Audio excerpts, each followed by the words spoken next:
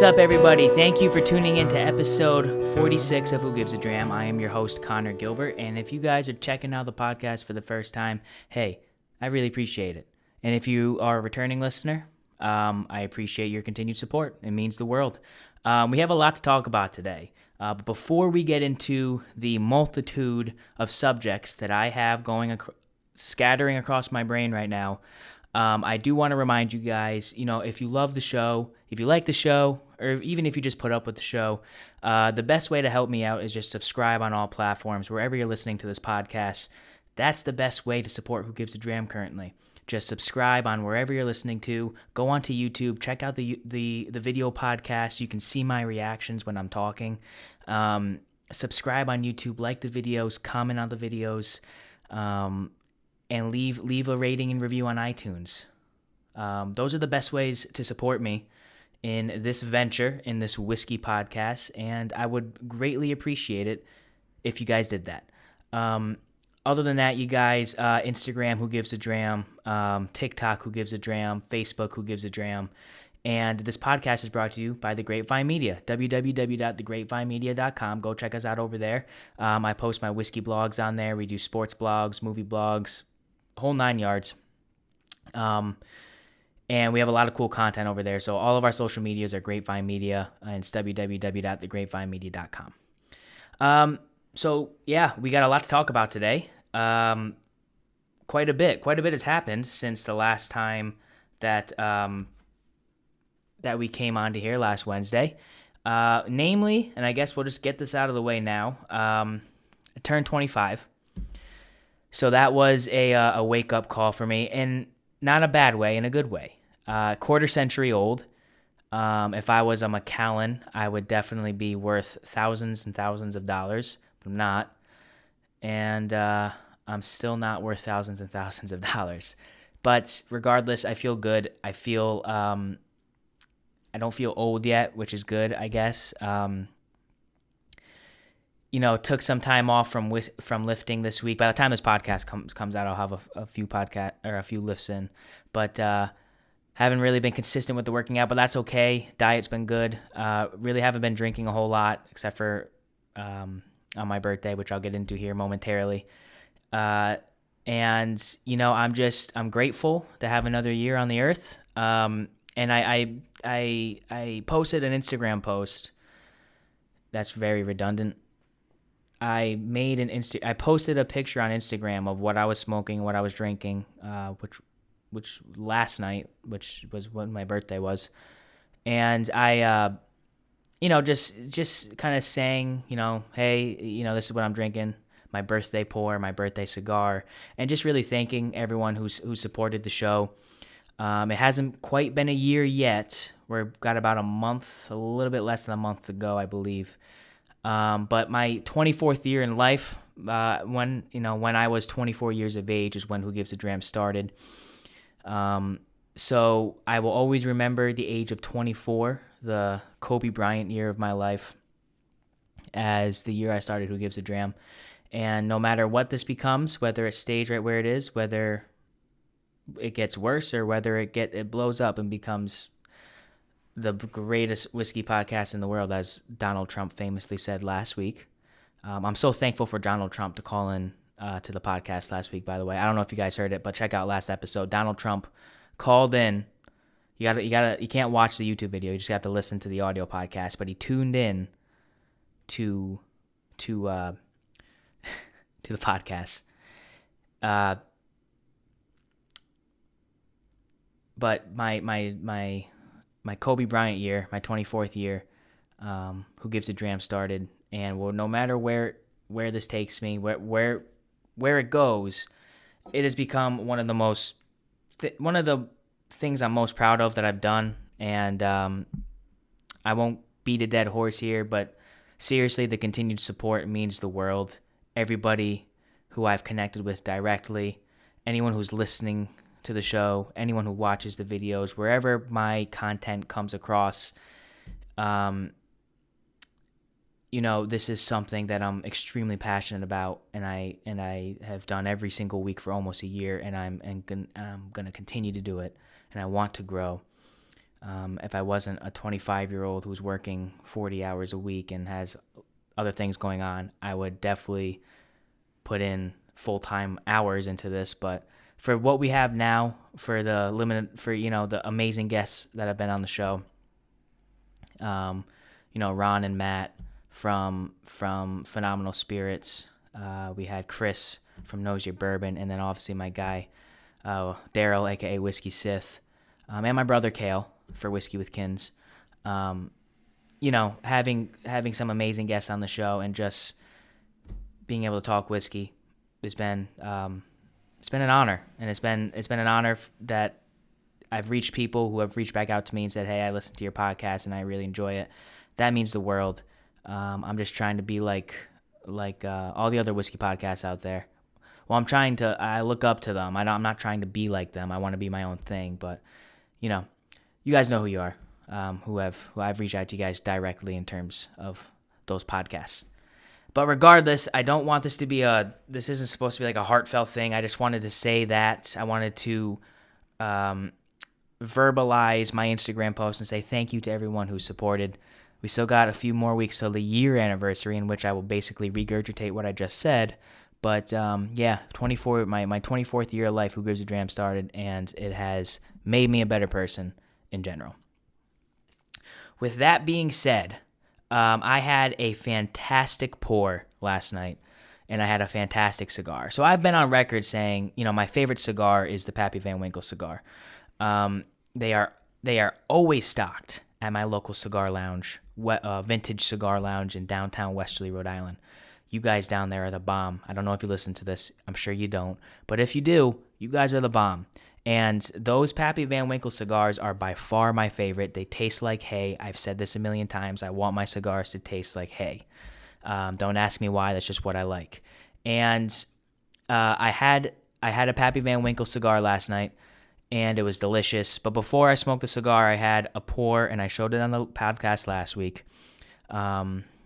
I had a pour of the 2021 Colonel E.H. Taylor Barrel Proof, and I made it a point to drink about half the Glencairn before I started smoking my cigar, and it was delicious.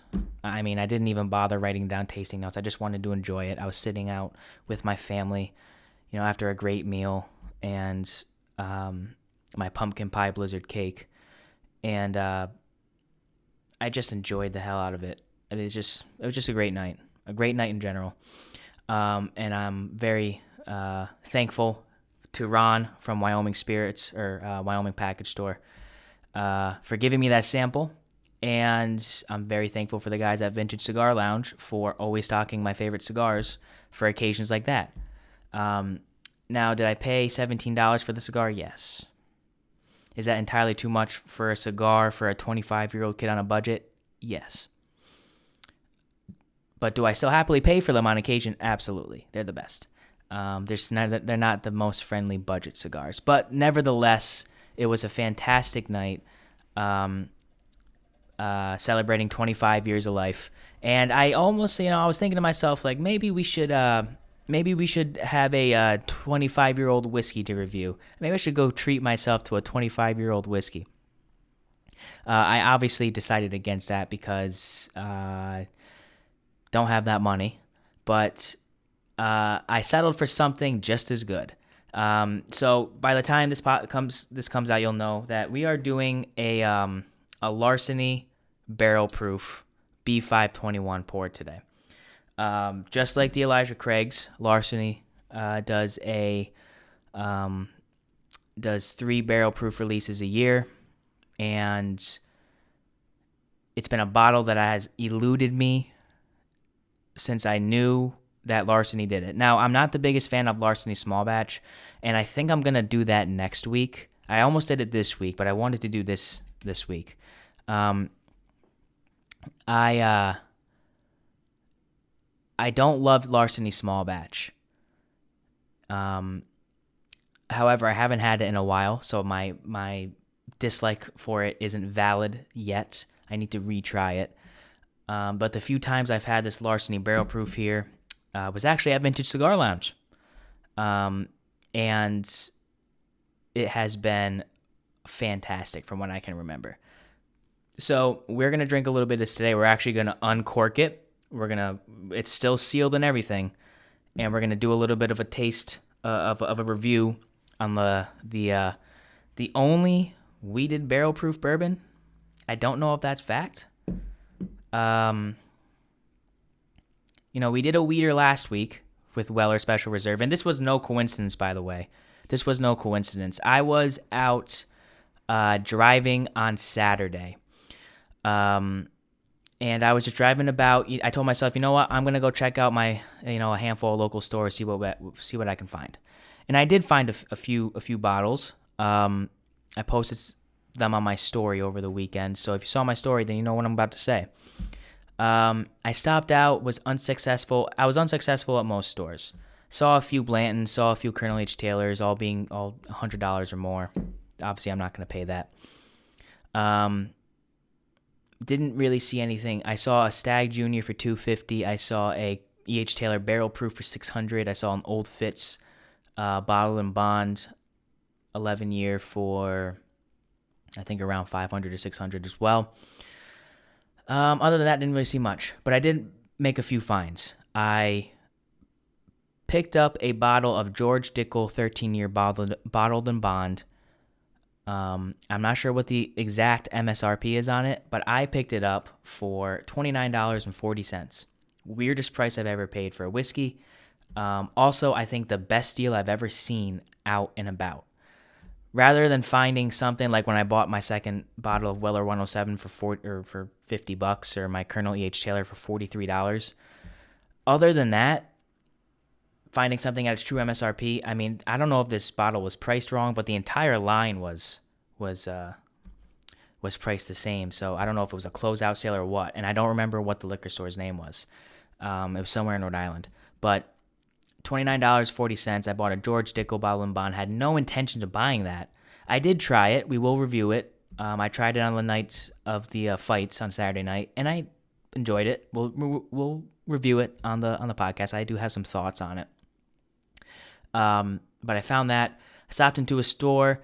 If you guys, if you haven't seen my Mellow Corn review, it's one of my favorites. I think it's a great podcast. I think it's an entertaining review. I'm not gonna say it's a great review because I am still confident I don't know what I'm talking about. However, I really, really enjoyed that podcast. I really enjoyed recording that, and I love Mellow Corn. And I stopped into another store, forgot what it was called, somewhere in Rhode Island, and they had 2 full shelves of Mellow Corn for $16. So I picked up 2 bottles and I gifted one to my brother. Even though it was my birthday weekend, technically, I'm still handing out gifts to kin. So I'm just a good purse. That's all that means. Good person. Kale, you owe me a bottle of whiskey. But the best part of this story, and the reason I wanted to tell this story, and the reason we're doing Larceny Barrel Proof on the podcast this week, is because I was driving home. And I'm just gonna go into detail. I was driving home. I had a few bottles of whiskey. I had a few bottle of whiskeys in my car, not drinking them. And I'm thinking, you know what? Didn't find anything, this week. Nothing that I'm willing to buy, spend the money on. But that's okay because it'll come. It'll come. There are only a few bottles that I need to find this year. One is Midwinter Night's Dram, which I'm sure I have plenty of contacts in the area, plenty of friends, not contacts, plenty of friends in the area that are looking out for me with that. So I think I'm going to get that, and I will review it on the podcast. And there are just a few other whiskeys that I'd like to find, mostly store picks when they come out, so I shouldn't have any trouble finding them. It's just waiting for them to come out. And I was driving home. It was on Nooseneck Road in Rhode Island, which is Route something in Exeter. And I'm driving home just 2 minutes away from merging onto 95 onto the highway, to make my way back to where I live. And I pass a little just hole in the wall liquor store that I forgot even existed. And something came over me that said, Connor, you need to go in to that liquor store because if anywhere is going to have a bottle that you're going to buy today, it's going to be a hole in the wall, and it's going to be that one because you had no intentions of going there. So I turned around and I walked into the liquor store. Wasn't anything impressive, a fairly dirty liquor store with, selling lottery tickets and had like a little, had like bags of chips and stuff. So it was like, whatever. And I'm looking at the bourbon. Well, first I look at the Irish whiskey. I've been very, very close to buying a Redbreast 12-year multiple times, and I'm just waiting to pull the trigger.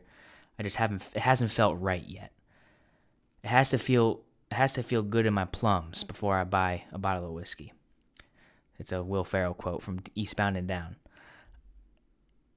Anyways, I'm looking at the bourbon and I'm seeing some good stuff. I actually saw a full shelf of Elijah Craig Barrel Proof A121, which we've done on the podcast here.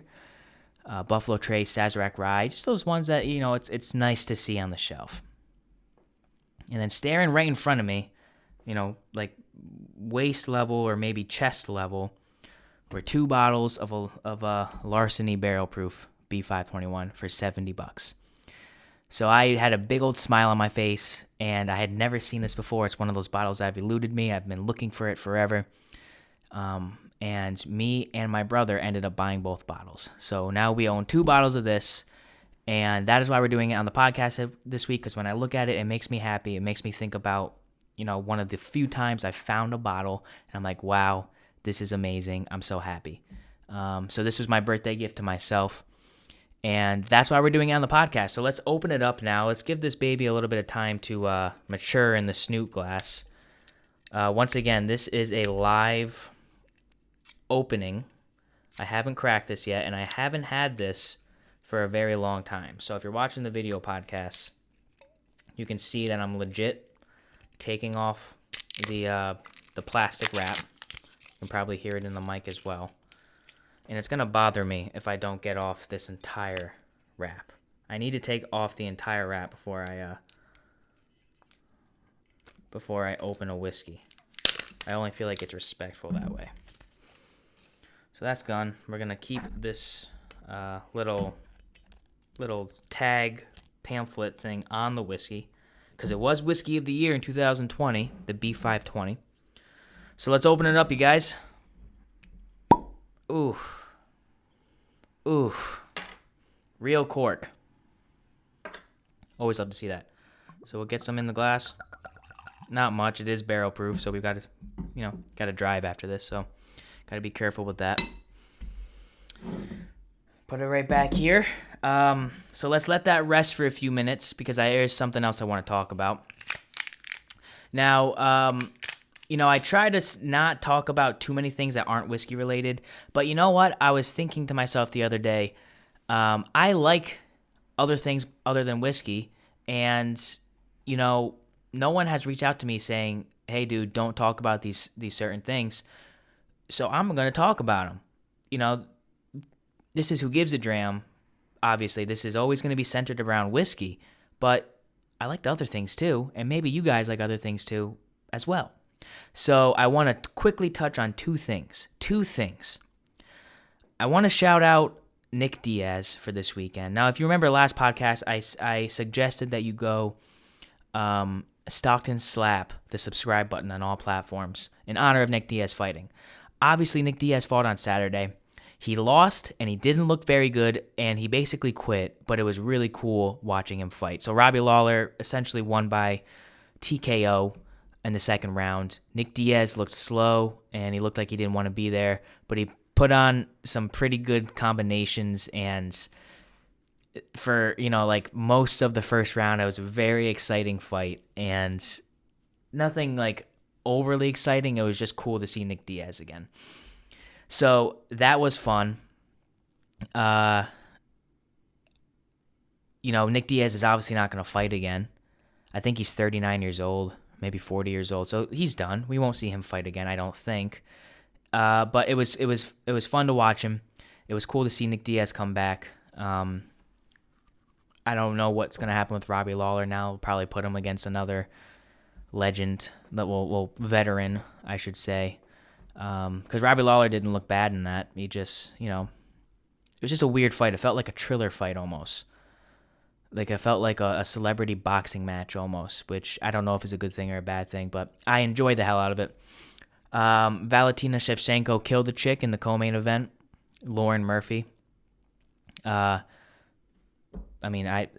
between her and Amanda Nunes, there's not too many other good female fighters right now currently, and they're just by far the best, and I think they should fight again. Amanda Nunes is technically 2-0 versus Valentina Shevchenko with two decisions. I think Valentina Shevchenko won the second fight against Nunes. However, it is what it is. I think that fight would go much differently now. I don't know if Shevchenko would win. I want to take that back. I don't know if Shevchenko would win, but I would pay money to watch it. So she won by fourth round KO or TKO. And then the main event, Brian Ortega versus Alexander Volkanovski for the featherweight title, was a barn burner.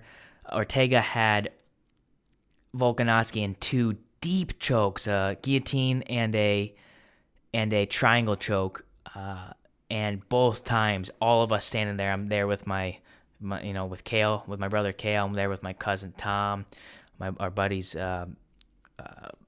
William was there. Shout out William, Shang-Chi. Shout out Connor Gleason, his brother Kevin, and I forgot the other guy's name. But we're all watching that, and we were all huddled around the TV. We all thought it was over. We were all secretly rooting for Brian Ortega. But after the fight, Volkanovski won by unanimous decision. One ref gave him a 50-44, which is absurd. But whatever. Anyways, that doesn't matter. I kind of like Volkanovski now. He showed a lot of heart, and he had some terrifying ground and pound, like really bad ground and pound in a good way, bad in a good way, like Khabib-esque ground and pound. So it'll be fun seeing him fight the winner of Yair Rodriguez versus Max Holloway, which is happening in December.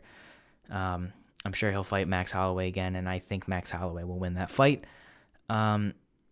So that is what happened on Saturday night. Those fights were fun to watch. Curtis Blades versus Rosenstruff was, a kind of a boring fight. And then the opening to the card was Jessica Andrade, and she just blitzed and knocked her opponent out. I forgot who it was. And Dan Hooker's fight was amazing in the prelims. So it was a great card, lots of great fights, and I was drinking my George Dickel bottle and bond during that. Also, so, I've said on the podcast it's spooky season. It is fall. It is now, next up is Halloween. Now that my birthday is over, and that's also a national holiday, September 27th. It's Who Gives a Dram Day, or no, it's Connor Day. I don't know what Who Gives a Dram Day is, but anyways, so you got all the horror movies coming back, all the horror TV shows, yada, yada, yada. And the Midnight Mass was released on September 24th. Midnight Mass is created, written, and directed by Mike Flanagan. Is that his name? He created and wrote and directed Hill House and Bly Manor, which are two of my favorite shows. So I was very, very excited to watch this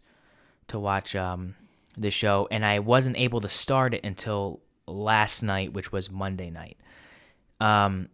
Since then, I'm recording this on Tuesday afternoon. I've watched 5 episodes. I've got 2 more to go. They're 7-hour-long episodes.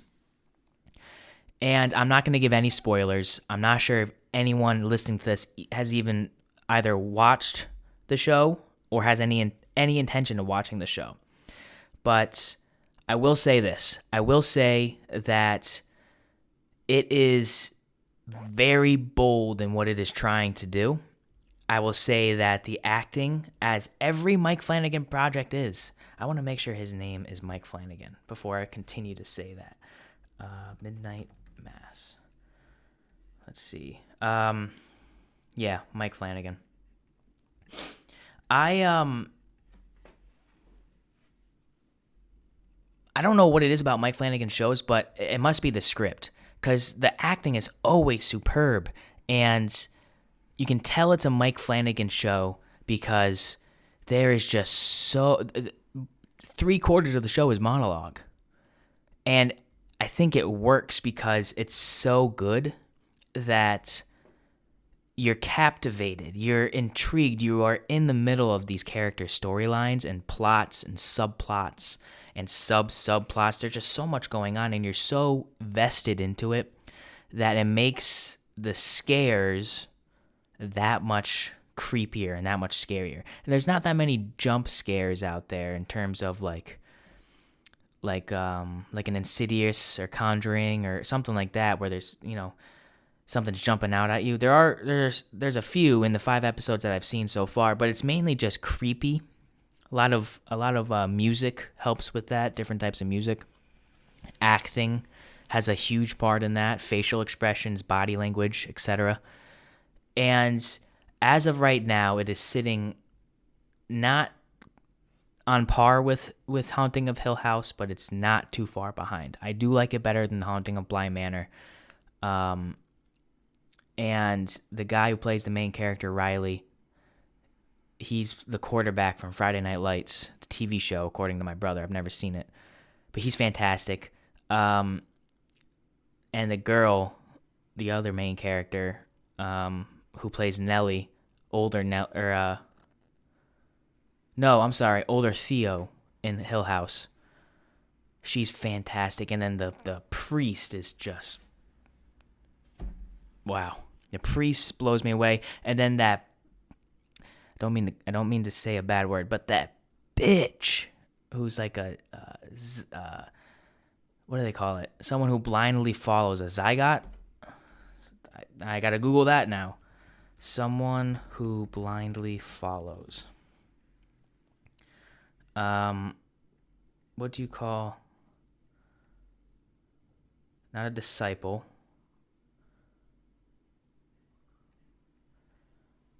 Yeah, I don't know what the word is. I thought it was like a zygote or something like that. Anyways, I forgot. I don't know her name, but she's fantastic as well. The moral of the story is, if you haven't checked out Midnight Mass, check it out. All right? Check out Midnight Mass. You will not do yourself a disservice. It's long, and there are some long monologues, but the way you the way you care about the characters and what happens, and I can only speak for the first 5 episodes, is just superb. So, I'm so excited to check out the last 2 episodes, and we'll talk about it next week. But for now, first 5 episodes, and by the time this podcast comes out, I would have seen all 7. But, man, I can't stop thinking about it. I started it last night, on my birthday, and I watched 2 episodes, and I just needed to watch more. And I did watch more. I watched 3 more episodes. So, that's a great show. That's, something about a great horror show that doesn't, or movie, a great horror show or movie that doesn't necessarily include that many jump scares, just makes it that much better. And it helps that it's fall, it's spooky season, it's ready, it's time to rock and roll with this Halloween season. And with that being said, it's time to rock and roll with this Larceny Barrel Proof. What a transition. But yeah, let's get into the whiskey now, you guys. I'm excited to try this. Now this is, as I said, Larceny Barrel Proof B520. It follows the same coding as Elijah Craig Barrel Proof. You're looking at the first letter being A, B, or C. That is indicating what month it came out. A is January, B is May, C is September. The second number indicates the month. So 1 being January, 5 being May, 9 being September. And the last 2 numbers indicate the year, so 21. So this is the second batch of the Barrel Proof this year that came out of May 2021. produced and distilled by Heaven Hill Distillery. We've had several other Heaven Hill products on the show, including all the Elijah Craig barrel proofs. So, we love Heaven Hill here, and what makes me excited about this, and why I've always wanted to own a bottle, is because it's a wheated bourbon. And as you guys know, last week on the podcast, I love sweeter whiskeys. That's what I like. So a sweeter wheated whiskey at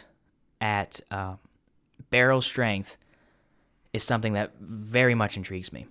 Now, this is the same mash bill as the Old Fitzgerald, wheated recipe. And I've had the pleasure of having a few drams of Old Fitzgerald in the past few months, and I'm not the biggest fan. I'm really not. So that does make me a little nervous, but I have a feeling I'm going to like this, especially based on the nose here. It's coming out very pungent and very, buttery. And very, a strong, like a buttered popcorn almost. It almost smells like a fruity candy as well, like a Swedish fish or something like that. MSRP on this bottle, they say $50. We'll say 50 to 60 to play it safe. I bought it for 70, which I still consider a very fair price given how available it is. I've seen places charge upwards of $150 for this, so I think I got a steal. We'll see. Ooh, that scared me. Almost knocked down the bottle. We'll see if this is worth the price once we taste it. So they say $50. We'll say 50 to $60 MSRP. And it's a blend, and I think it says it right on the bottle here, of 6 to 8 year bourbon. Yes. The small batch bourbon is made from a mingling of 6 to 8 year old bourbon that is bottled uncut and without chill filtration. This bottle honors both the superb taste of this lawless treasury agent and the wheated bourbon legacy of the Old Fitzgerald brand. So there it is, connecting it to Old Fitz. John E. Fitzgerald was a treasury agent who at the time was the only person legally allowed to carry keys to all the rick houses. He often gave in to temptation and freely took from the best bourbon barrels uncut at barrel proof. So this guy would just walk in because he had the keys, and he'd just go stick a little needle in a barrel, and he'd hold his glass underneath it and just let it, fill up. And he's taken straight from the barrel, cask strength whiskey. And you got to respect a man who does that. So this won Whiskey of the Year in 2020 from Whiskey Advocate. It beat out hundreds of whiskeys from around the world in a blind taste test conducted by the best palates in the industry. That is very, very opinion based. I think I have one of the best palates, so I think I should be tasting that as well. The San Francisco World Spirits Competition 2020 gold medal was given to the small batch. Obviously, this is the barrel proof, so this is way different. That's a little bit of history behind what we're drinking today. I don't know much about John Fitzgerald. I do know that Larceny was one of the first bottles that I owned. It was gifted to me when I first started my bourbon journey in 2019. So I've known about Larceny for a very long time. I didn't quite like the small batch from what I remember, but the few times I've had the barrel proof, I've loved it. So, like I said, I'm getting a lot of buttery notes on this, and I'm getting like a fruity candy, like a Swedish fish almost, mingling with some oak, and that's really it. Very not light. It's. I mean, I don't know if this is smelling 121 proof. Oh, by the way, this is 60.5% alcohol by volume, which is 121 proof, just in case you were wondering. So we're sitting at 121, just in the wheelhouse, just outside the wheelhouse of what I think is the perfect proof. But you got what I smell. It's like I said, a buttery, sugary, strong candied fruit with some charred oak in there. Not a whole lot else going on. It's very pleasant, and it's a bit stronger than the past few whiskeys I've had because it's barrel proof. So I'm ready to drink it. So you guys, let's taste this whiskey. Thank you for joining me for another dram this week. If you're drinking with me, if not, I hope you're drinking a dram sometime soon. Cheers. Let's drink some Larceny barrel proof B521.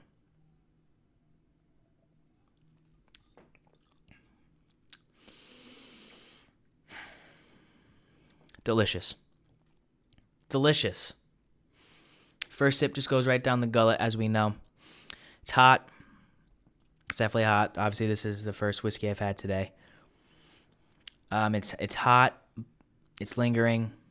It's very sweet right off the bat. Lots of brown sugar. That's all I'm getting right now. A blast of sugar. That charred oak stays there.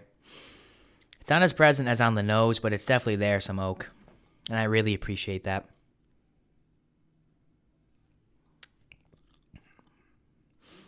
Yeah, lots of sugar. Spicy sugar. Spicy being, that's, excuse me, barrel spice. Because it's uncut, unfiltered, barrel proof. Yeah, man. This tastes like this tastes like a peppery cereal. That's what it tastes like. Peppery cereal. Like if you were to add spices to a cereal. Because this does taste like a lot like the corn and wheated whiskeys we've had in the past, even last week's Weller. Sweetness up front, brown sugar, a little bit of like a caramelness to it. There's something else there I can't really pick up.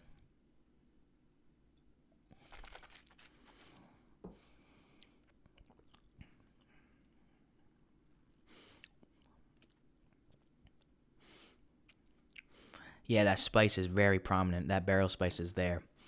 But other than that, it's very sweet for a barrel proof. It's hitting every single inch of its proof, I think. I would actually guess it might be a little bit higher proof, but I think it's perfect for what this should be. Lingering on the mouth. Very present on the finish. Oak on the finish is what I'm getting the most. Yeah, this is really just what I would say it's very sugary on the palate with some oak, and then it transitions to more oak on the finish. Still a bit sugary. And that's all I've got. There's nothing too unique happening here. But this tastes like a wheated whiskey. This tastes like exactly what it's marketed as, a barrel-proof wheated whiskey. When I think barrel-proof wheated whiskey, I think of spicy cereal, and that's exactly what I'm getting with this. I'm getting a bowl of like Cinnamon Toast Crunch or Frosted Flakes or something like that. And if it was just spicy, if you use spicy milk or something like that. This tastes like spicy milk cereal, and I am all for it. I love it. This is fantastic. And the best part is, I think that even if you're, oh man, it is spicy though. Maybe I'm going to take this back, but I was going to say, the best part is you don't have to, I think you could drink this, especially on the rocks, and it would be so good. Like, especially for a novice whiskey drinker, I think that this would be fantastic on the rocks because it's going to bring that proof point down significantly, and you're still going to get a little bit of bite to it. This is a solid whiskey. This is a solid bourbon. Yeah, this is, the tough part is the score, because you're not going to find this, which bums me out. This is going to be a lot like last week's score. I don't remember what we gave Weller. But right off the cuff here, the Who Gives a Dram score for Larceny Barrel Proof, I mean, it's so good. It's everything about it's a 9 or a 9+, but the availability has got to come into come into play. Availability is going to knock it down, we'll say 2 points to an 8.8. No. I take that back. That wasn't stamped. That was not stamped. I'm going to give it a... the problem is I'm comparing it to what I gave it to Weather last week, and I can't do that. My integrity has to stand strong. I'm giving it an 8.9. Stamp it. 8.9 for Larceny Barrel Proof B521. The epitome of a barrel proof weeded whiskey. Very sugary, very spicy cereal, essentially, with oak, thick oak on the finish. Not a lot of other notes to it. There's nothing particularly like blowing you away about it. And there's nothing particularly unique about it besides the fact that it is a weeded barrel proof, but that's what I love. This is right up my alley. I could drink this every single freaking day, and if I wasn't in my powerlifting routine, I probably would, but I am, so I won't. But this will be something that I will savor and enjoy because I don't think I'll find one for a very long time, so this will be sitting on my shelf, and I will be excited to share this with people when they come over. For a very solid barrel-proof whiskey. So that's going to do it for the show this week, you guys. I appreciate you tuning into the review. I hope you enjoyed my review of Larceny Barrel-Proof B521.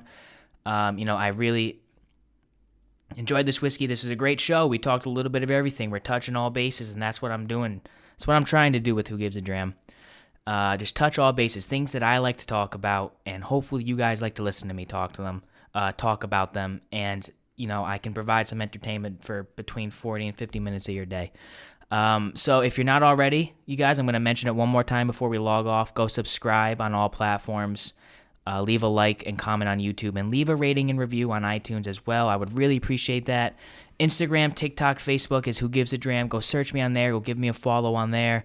You can shoot me a DM if you want to get in touch. And as always, Nick Bossy's going to play me out. What Happened to Country, available everywhere. And until next week, you guys, always remember, whiskey's the water of life, so let's start living.